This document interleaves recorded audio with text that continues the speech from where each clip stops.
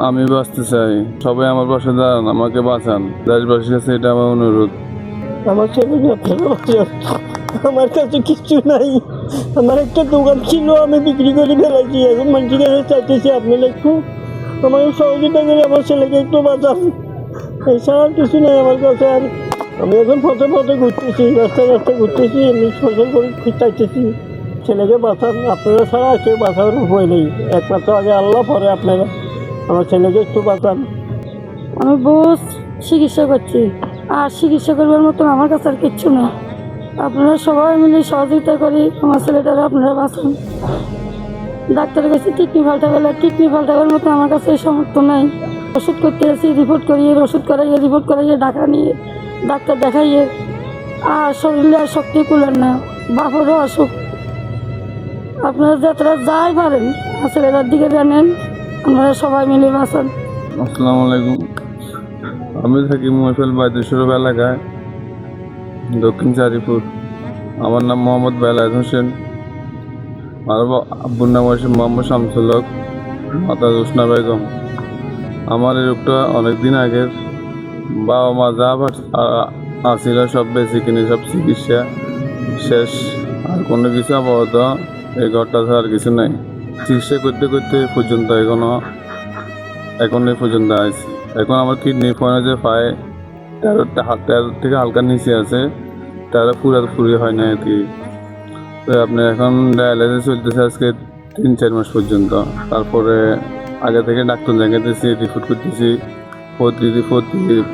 প্রতি মাসে আমরা রিপোর্ট আগে 4-5 হাজার টাকা বা একটু 12 দিকে গেলে আবার 3,000 টাকার মধ্যে গিয়ে ডাক্তার দেখাতে 1,000 টাকা খরচ। 10 দিনের ওষুধে খরচ হয় 2700 টাকা। এখন বহুদিন পর্যন্ত চিকিৎসার কারণে আমাদের সব কিছু শেষ, বেঁচে কিনে। ঢাকা আপনার যা আসাতে যাওয়াতে আপনার খরচগুলো আপনার মেনটেন হইতেছে না, আবার যাওয়া লাগবো। এর মধ্যে আবার ডাক্তার বলছে কিডনি সমস্যা যদি একটাও হয়, কিডনি দুটোটা সিজ করা লাগে। তো এখন হাটে পাবলিক প্রতিষ্ঠানে ট্রিটমেন্ট নিতেছি আর কি। ওখানে আপনার ডায়ালাইসিস প্রতিবেলায় একবার 3,000 টাকা করি। তারপর একটা ইঞ্জেকশন দাম আছে 2500 টাকা। ওখানে কিছু ডিসকাউন্ট আছে ইঞ্জেকশনের মধ্যে। তো এখন আমার দোকান আছে, দোকান সব বেশি দিয়েছি। তারপর যা আছিল ঘরে টাকা পয়সা আর কোনো কিছুই মানে কি না, আমার শ্বশুর শাশুড়িও কিছু হেল্প করছে অনেক। এখন আর কোনো উপায় নেই, এখন চিকিৎসা তেমন আর হইতেছে না। এখন আমার যদি চিকিৎসা না হয় তাহলে তো আমার বাঁচার কোনো উপায় নেই, ডাক্তার বলছে। ডাক্তার ডেকে এমনি বলছে না, এক কিডনি ফাটাও, আর যদি কিডনি যদি না চেঞ্জ করতে হয় ডায়ালিসিস সপ্তাহে 2টা করে চালাও, আর ইঞ্জেকশনগুলো দাও। নাহলে তুমি যদি এগুলো না করতে পারো ডাইরেক্ট ফাঁসি দিয়ে ফেলো, এছাড়া আর কোনো উপায় নেই। ডাইরেক্ট এমনি বলছি। ডাক্তার হয়েছে ঢাকা ডাক্তার পপুলার বায়োডামেটে বই রতন গুপ্ত দাস, এই ফাইলের নাম লেখা আছে। প্রিয় দর্শক, আমরা ওনার কথাগুলো শুনেছি, বলতে গেলে আরও অনেক কথা। তবে দেখুন, উনি বোঝাতে চাচ্ছে যে ওনার পক্ষে আর সম্ভব নয় যে উনি কিভাবে ওনার এই চিকিৎসা খরচ চালাবে। ওনাকে বাঁচতে হলে এখন কিডনি লাগাতে হবে। আর যেভাবে দিন দিন ওনার যে টাকার অভাবে উনি ঠিকমতো যে চিকিৎসা করতে পারছে না, উনি ওষুধ দাবাই ক্রয় করতে পারছে না, এতে কিন্তু কিডনির উপর আরও প্রেশার পড়ছে, যেটা দিন দিন ক্ষতির দিকে চলে যাচ্ছে। তাই বলবো, আপনারা ওনার পাশে দাঁড়ান, ওনাকে সহযোগিতা করুন। আর আমাদের ফেনীতে যারা মানবিক কাজ করছেন, আমরা সারা বাংলাদেশে দেখতে পাই অসংখ্য মানবিক কন্টেন্ট ক্রিয়েটাররা রয়েছেন। আপনারা ওনার পাশে এসে দাঁড়ান। আমাদের ফেনী জেলার যারা রাজনৈতিক মহল আছেন, প্রত্যেকটি রাজনীতির যত নেতারা আছেন, সবার দৃষ্টি আকর্ষণ করছি, আপনারা তো জনগণের সেবক, জনগণের সেবা করার জন্যই আপনারা লিডার হয়েছেন। তাই বলবো, আপনারা ওনার পাশে এসে দাঁড়ান। আমি ফেনীর প্রত্যেকটি মানুষের দৃষ্টি আকর্ষণ করব, আপনারা ওনার পাশে এসে দাঁড়ান। উনি আমাদেরই ফেনী অঞ্চলের মানুষ, উনি আমাদেরই ভাই, আমাদেরই বন্ধু। আর এই একটা কথা আছে না, মানুষ মানুষের জন্যে, জীবন জীবনের জন্যে একটু সহানুভূতি কি মানুষ পেতে পারে না?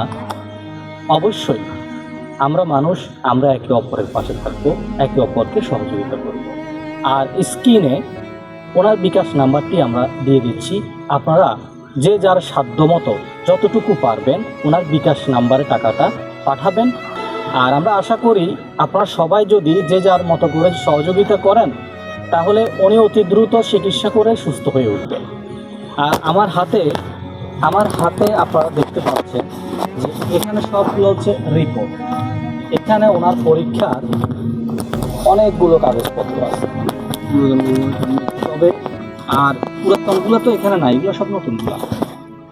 তো প্রিয় দর্শক কি বলবো, এই যে এখানে প্রত্যেকটা আপনারা জানেন এই যে এখানে অনেকগুলো পরীক্ষা আছে, এই সবগুলো